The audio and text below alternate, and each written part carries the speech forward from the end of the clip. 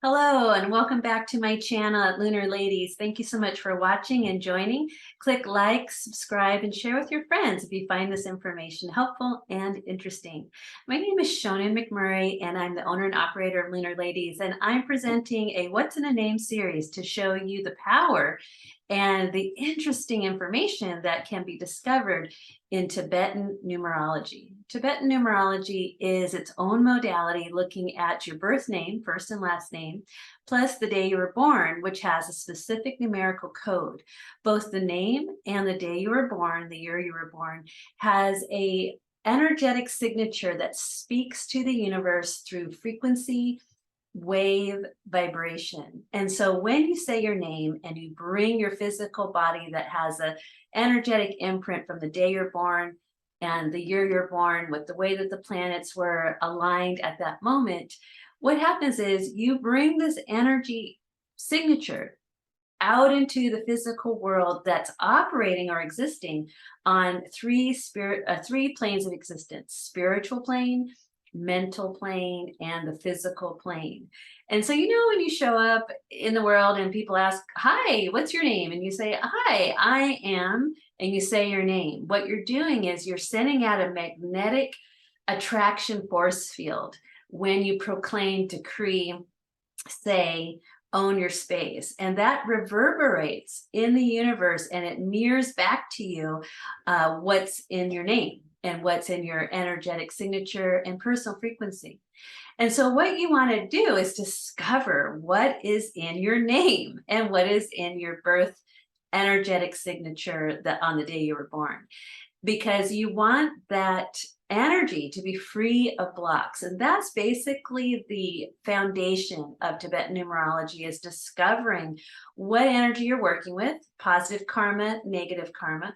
And you want to have both free of blocks and hopefully aligned with your timing cycle, because that together creates the universal symbol of the Tao, which is negative attraction, positive attraction, together, working together, creates a magnetic force field that is the language of the universe. And so when you want to, go out into the world as an adult and contribute to the greater good and leave a legacy behind, you'll be able to do that in a much more powerful way if you are empowered with the universe, proclaiming your energetic signature out into the world free of blocks. And so this series focuses on public personas, celebrities, or people in the public eye, and we'll take a look at their name and we'll take a look at their birth date, and we'll see, are these people, these figures, these celebrities, free of blocks? Now, I'm starting out with a group of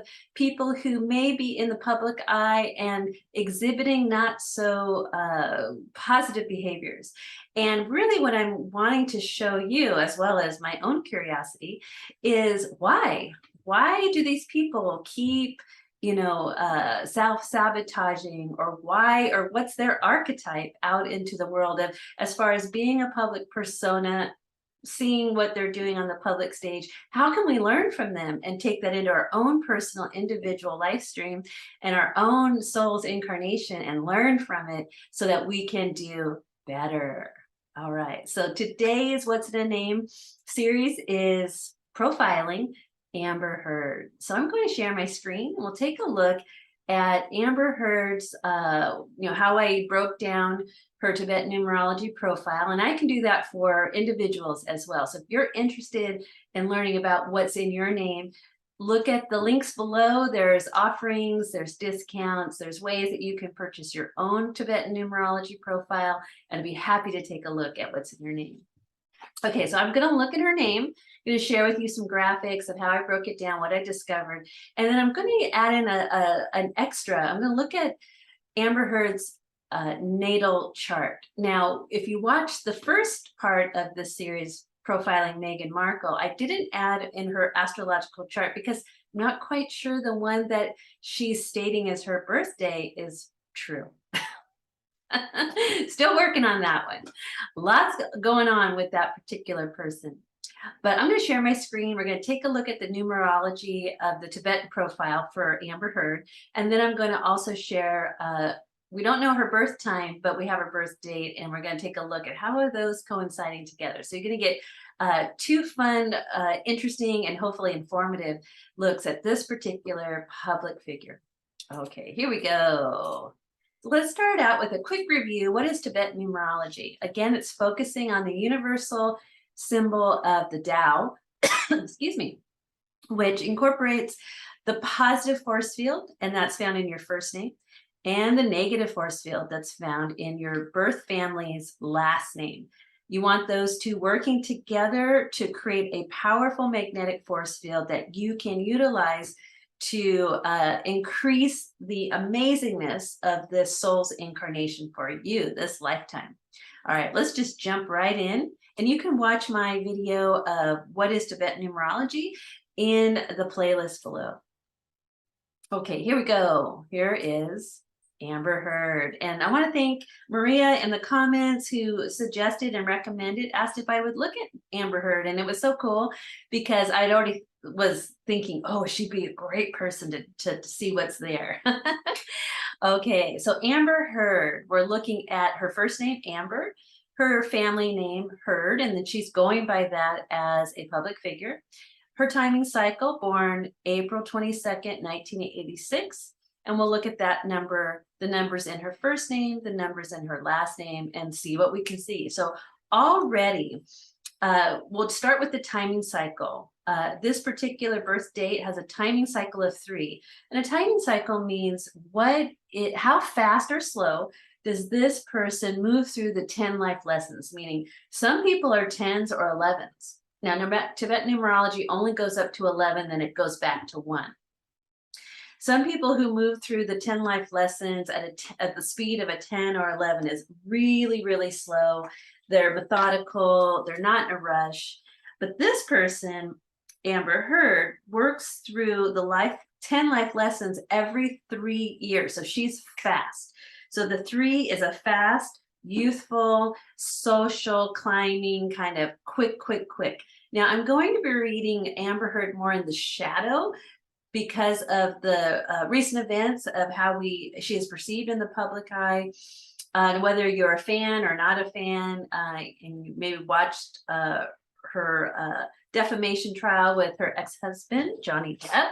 And I'm going to look at looking at partners. So I'm going to profile Johnny Depp and put them together as part of this What's in a Name series. So 3s are super creative, super fun, social. And so she has that opportunity to express her energy through those veins. And we can see, that she does tap into that, but it seems to be more in a negative way. Like she's a party girl. She likes to drink her wine. She has her friends. They came over. They stayed in the penthouse, right? And she started out probably pretty good, but then the other blocks came into play, and it doesn't allow her to achieve the full positive energy and power of a 3, which is super creative, which would have served her well as an actress and artist. But as you can see, she's got a number of blocks. The first block being she has a 3 in her family's name of Heard, H-E-A-R-D. This is in the mental plane of existence. So we see a negative karmic block through the mental body that's canceling out her ability to grow and move through the lessons. And this is getting stuck by the family karmic name. Now, this is unfortunate for her.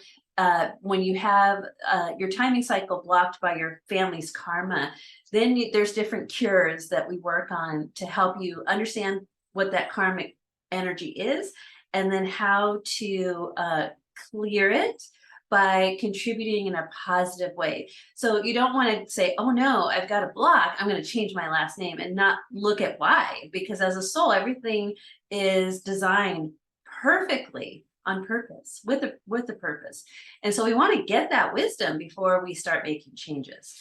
So the antithesis of 3 is critical, gossiping, extravagant, vain, trivial, superficial, narrow-minded. So I feel like there's a narrow-mindedness that stops her personal individual soul's growth. And we can see that extravagant lifestyle, the vanity, the gossiping, being critical, superficial, exaggerative, right? We saw that, I believe, in psychological terms, it might be like a histrionic personality. I'm not a doctor or a trained therapist in this field. And so this is just for entertainment purposes only, all allegedly, and see that in the description box below, the disclaimer. We're just looking at this for educational purposes and for entertainment. Okay, so right away we see that. The next one is the mental energy and the physical energy are blocked here in the 9. So we have the 9 in the physical karmic block, blocking her personal power around utilizing that creative mind. It's blocked. The physical energy of 6 is the energy of love, and it's blocked in the spiritual karmic energy of the family tree's history. And so because we have, and we also have a 6-6 block here, which can supersede it if you're able to access your spiritual energy, nothing is blocked there. But because we have a physical block and a mental block, there's no ability to reach in to that higher realm of her spiritual awareness and consciousness as a soul. In the physical world, she has blocks. In the mental world, she has blocks. And we did see this similarity in Meghan Markle's numerology profile. So watch that video as well, so you can learn from Meghan. So I was wanting to profile more of these narcissistic people in the public eye because I wanted to see if they're a pattern that they have. And this right here, right away, we have a 6-6 pattern, meaning you're here as a spirit to embody the energy of divine love. But when you get wrapped up in the spiritual energy of the ego, it cancels that ability out, which is really, really unfortunate. And it takes a beautiful soul and kind of, twists it. And we get this vain, critical, mean energy, mean spirit. All right, so let's go into her positive karma for the name of Amber, especially if you're watching this and your first name is Amber. You can receive what this energy is about. Of course, I'm reading it through her personality being known in the public eye. I would read it slightly different for an individual that I'm just getting to know. Okay, Amber, spiritual energy 6 is love, and that was the same as Meghan. So Meghan and Amber have that as a commonality. And so love is that, 6 in numerology is a divine mother's love energy. 6, if you look at the number itself, is kind of a pregnant energy. It is this mother's love, this beautiful, positive, harmonic, adjustable, musically inclined, sympathetic, empathetic, beautiful, artistic energy. And she is a Taurus sun. And Taurus is ruled by Venus. So Venus is a very 6 vibration. It's also the energy in the tarot of the Lover's card.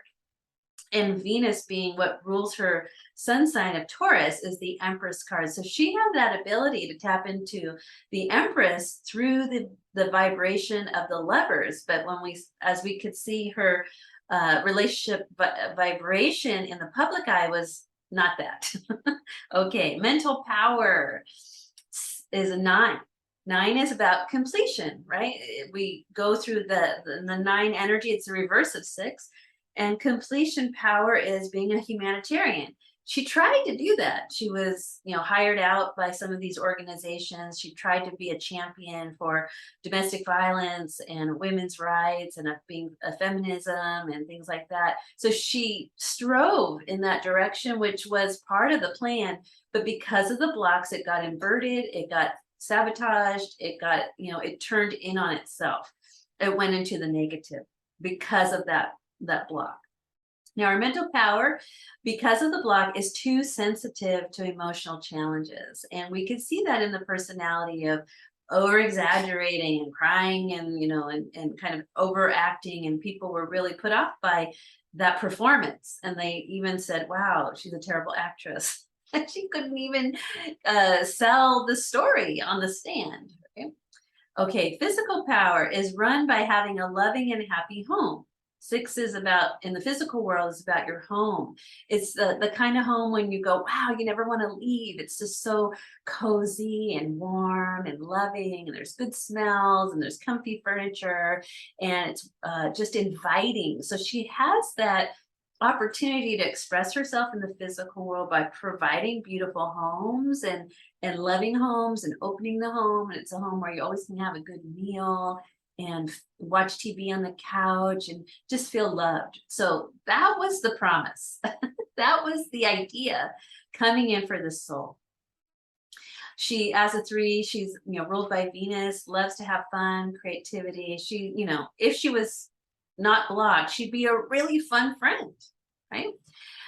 And it's interesting that one of the things that, in the news that had come out after losing her defamation suit was she was selling her home. I thought that that was really interesting. So that really applies to this blocked, the power of living with blocks. You'll see it in these public people, because if she wasn't blocked in that physical home space or that love space or that mental completion space, she would have a completely different type of life. And there's hope for her. Say if she sees this video and she says, Shannon, counsel, I need your healing here. I'd be like, girl, if you really mean that, I'd be happy to help you, because there is hope. There's always hope. But we have to identify and diagnose what's the real issue. And then we can go into, okay, these are the remedies. So let's take a look at the negative karma of her last name, Herd, Heard. Spiritual karma, 6, goes to the antithesis of love, which is ego, hatred, fear, competition, not nice. If we think love is great, beautiful, the opposite's not nice. So it's kind of like the angel and the devil vibration and the spiritual energy. Now the mental karma is a 3. Again, we saw that blocking her timing cycle, blocking her family's mental energy, blocks this soul's ability to grow.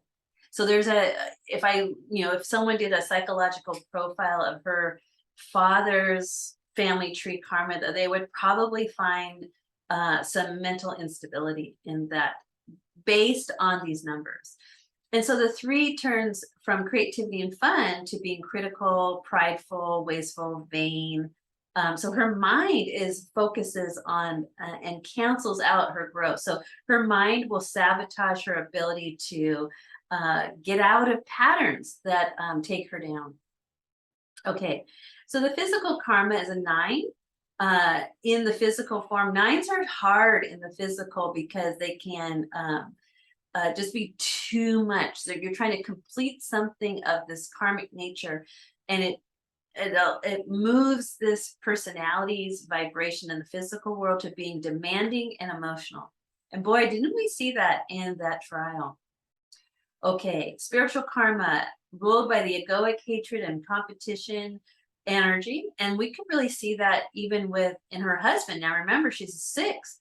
It's the Lover's card. So that competition could come out with the husband or the partner and want to take them down. So if she was looking at Johnny Depp in the partner phase, he's more successful, more known, more Hollywood royalty, right? And she's going to take him down. Physically, domestic violence, right? As well as manipulation, control. And we can even see that as a similarity with Meghan Markle and Prince Harry. He's British royalty, and she's in competition mode with that particular energy, because she wants to be the royal. Anyway, back to Amber Heard. The mental karmic blocks the timing cycle's ability to move through life lessons, which is really hard to grow if your ability to grow is completely blocked. Physical karma blocks mental power, burdened by her own emotions that are stuck in these kind of physical outcomes. So she might be the type of personality that has something happen in the physical world, and she's going to blame everybody else. Not her fault. She's perfect.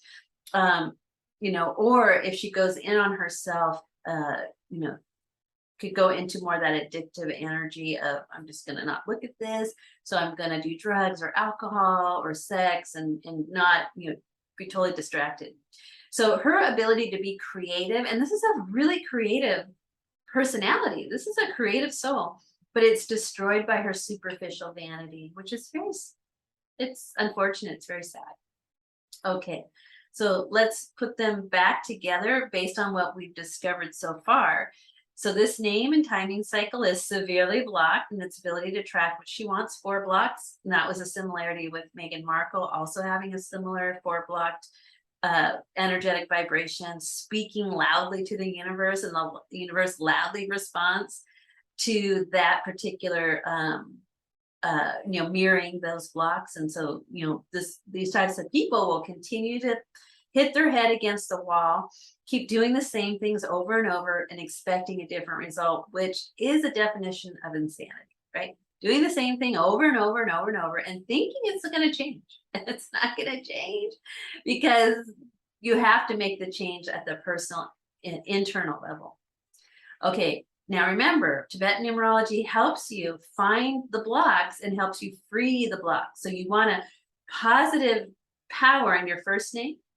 And there's ways that I go and break down, like, okay, this name would be very much more powerful, or the spelling of your name would be way more powerful. Let's start shifting the way that you write your name, or maybe shifting the name so that you can free yourself from blocks. You want a good, strong karmic balance to that. So don't be afraid of having negative karma in the family tree. You just don't want it blocked. That is the major focus of Tibetan numerology, is freeing the blocks, right? Because we want to be merging and flowing free with the universe power. And one of my favorite sayings is, one with God is a majority, right? So just be one with the universe, free of blocks, and you'll be flying high, literally. So Amber Heard can clear mental, emotional challenges by understanding the destructive power of the ego. And I kind of feeling, as I go through these public personas who are exhibiting bad behaviors in the narcissistic realm, I have a feeling that it's going to show systematically a destructive power of the ego, like really this fall from grace energy, kind of light versus dark, good versus evil scenario that plays out in this third dimensional world. So a complete creative name change would serve Amber well to overcome family karma and reconnect to the power of love. She would be a completely different person. She would find true happiness, which is within. And she would just, of course, not only do that for herself, but she's a mother. She needs to also think about what she's offering to her daughter as a symbol or a model. Do it for yourself, but also do it for your lineage, your daughter, right? So going to carry on that name as well, and maybe repeat those mistakes. So, think about that as well. But at this point, being this blocked, she has no awareness to think like that. Okay, so let's take a look at Amber's birth chart before we end this profile. Okay, so I don't have Amber's birth time. But this is the date, April 22nd, 1986, Austin, Texas, United States.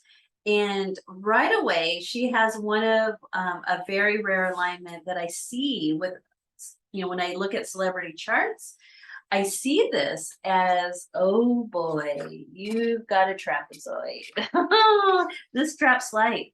And a trapezoid is found here in a sextile. And so we have Jupiter Vesta sextiling in the Neptune-Mars conjunction. And then they 2 squares. The Neptune-Mars conjunction in Capricorn squares her Libra moon. So there's a square there. And Jupiter Vesta square Lilith and Chiron in Gemini. Again, that's that mental energy. And then the Lilith, Chiron are in a trine, an air trine to the Libra moon. And so when we have this Neptune Mars energy, it's that destructive energy of in the shadow of Mars, right? But Mars is exalted in Capricorn, so she has this ability to really profile her masculine energy in an exalted way. But then we have Neptune. which is creating illusions and delusions, especially in the career space. Retrograde. So she's working out something from another life, unresolved. Now it is in a instability or a yod, 150 degree to the Chiron, the wounding she came in to heal in Gemini, which is the lower mind, as well as the child, or the, what was her mental landscape as a child. There's instability there. And so she works it out through going into the shadow, the delusional shadow of her masculine. That's why she can be aggressive and violent. But it's stemming from a broken mind from another life, and it's connected to the Black Moon Lilith, which is the shadow side. So for her, shadow work, mental health would be perfect for her. That would stabilize the Mars Neptune ability and then start to move that into the light side. But until she understands that this is a spiritual journey of her mental health, she won't be able to handle this instability. It won't be stable.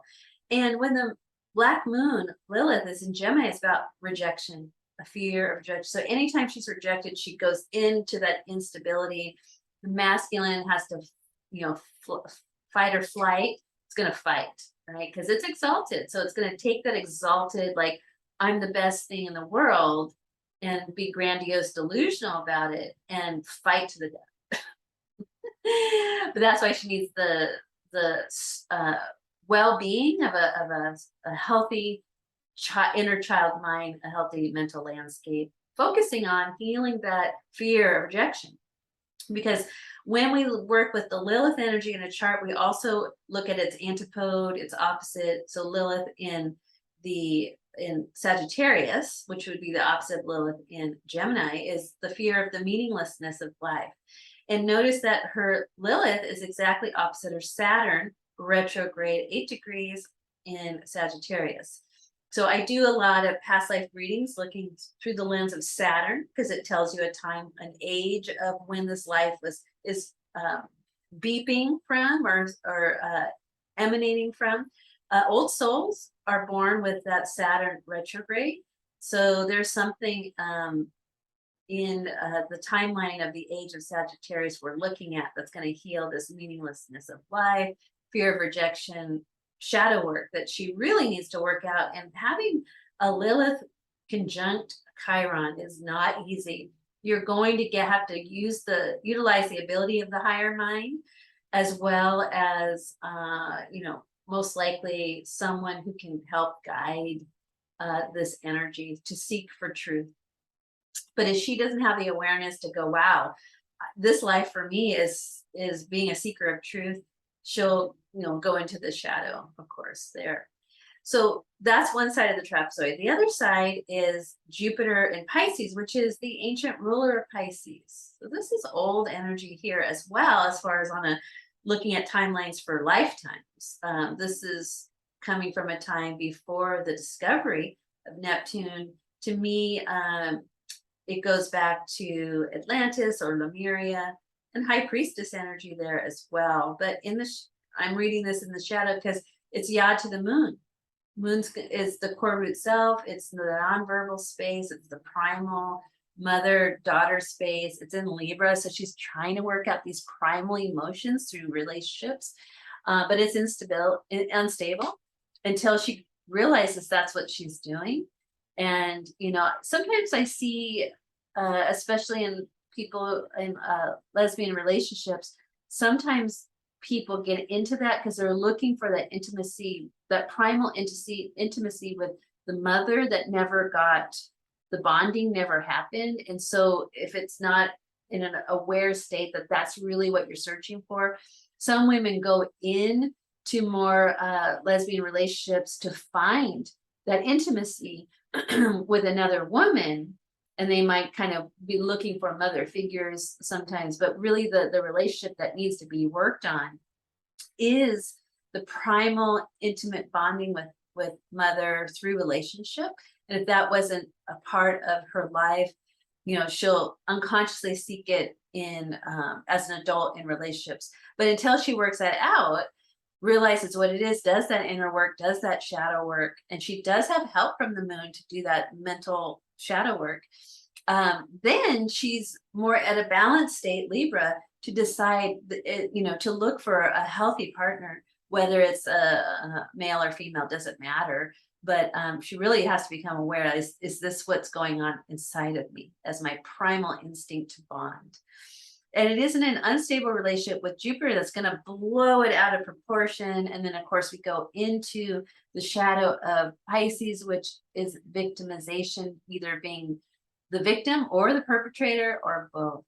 So I think she's got issues there. But when those of us, I have a trapezoid in my natal chart as well. So I've done a lot of inner study on trying to figure out what is this trapezoid, but it does trap light. It's an ancient frequency that some of the darker occult places utilize in the days of yore. And it is a design to trap souls. And I've noticed that some really high-powered people, celebrities have, especially women, have these trapezoids, and it's not done not on purpose.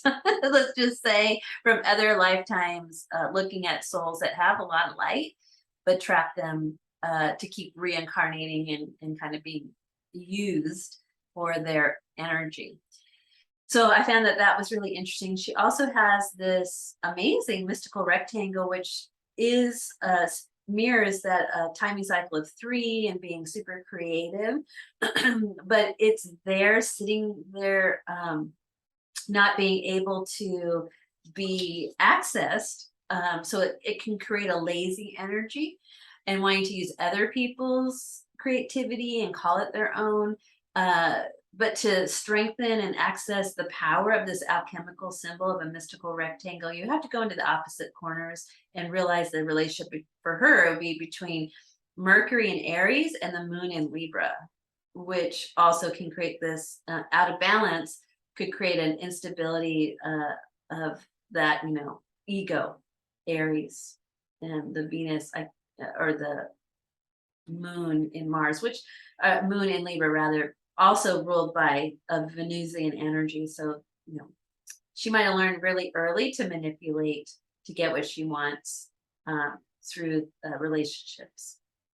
And then on the other side is Chiron, and Lilith right into Saturn retrograde and Juno, goddess of partnership, retrograde with Uranus. I blow things up. So here she might have old soul karmic contracts with the people she's been in a relationship, especially the ones that she bonds with, merges into a marriage or partnering.